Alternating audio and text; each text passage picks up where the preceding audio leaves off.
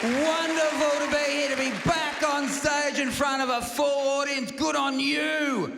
I'm so pumped up. And to be indoors. Recently I've been doing gig outdoors to try to, make people comfortable about COVID.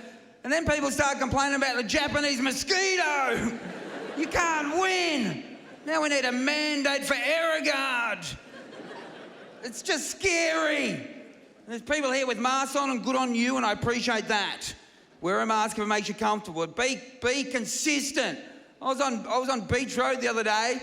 There was a guy on one of those electric scooters doing about 80 kilometres an hour, looking at his phone, no helmet, wearing a mask.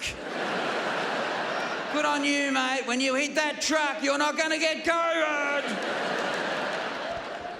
But I wear a mask when I should on public transport. That doesn't always work out. I was on the light rail the other day. No one else on it. This bloke got on. I'm going to say that he was, I reckon he was a meth enthusiast. Plenty of seats, but he decided to sit next to me. Then he goes, Hughesy, you can't hide behind that mask. I recognise ya. I'm like, mate, I'm not Michael Jackson in 1987. I've got to wear the mask. He goes, you know what I've been up to today? And I think, I don't want to know. He said, I stabbed 2 blokes. I'm like, I hope you've got it out of your system. Then he goes, what have you been up to? And I thought, I've got to impress this guy. I said, I've been close to the edge as well, mate. I didn't even tap on for this ride. We're both hard men. Anyway, no, I did tap on. Because I'm a family man. I'm a good family man. Anyone see me on Celebrity Gogglebox with my wife and a couple of my kids the other...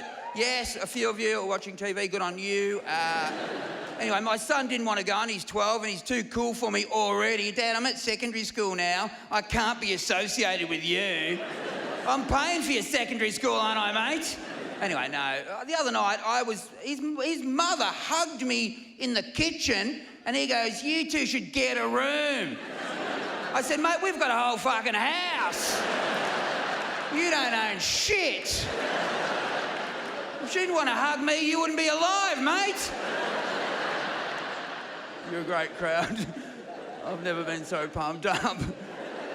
And I hope nothing I say tonight gets me trending, guys. I trend on Twitter too much.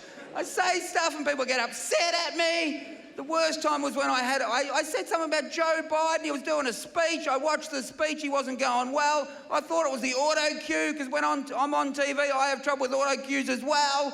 They won't let me use them. Apparently it looks like a hostage situation when I read auto cue. So he's doing it.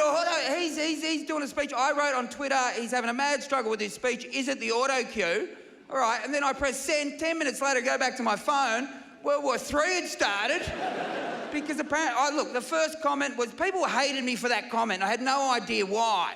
I had no idea. And then Wendy Harmer wrote, Hughesy, Joe Biden's got a stutter. You should know that. I'm like, I didn't, Wendy, because he doesn't stutter. Apparently he did when he was a kid, but that was in the 1800s. I copped shit for 3 days. The worst one was when someone wrote, I used to find you funny, but I will never laugh at anything you do ever again because now you punch down. I had to look up what that meant.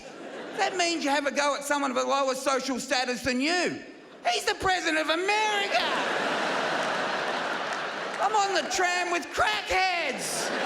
Thank you, have a great night.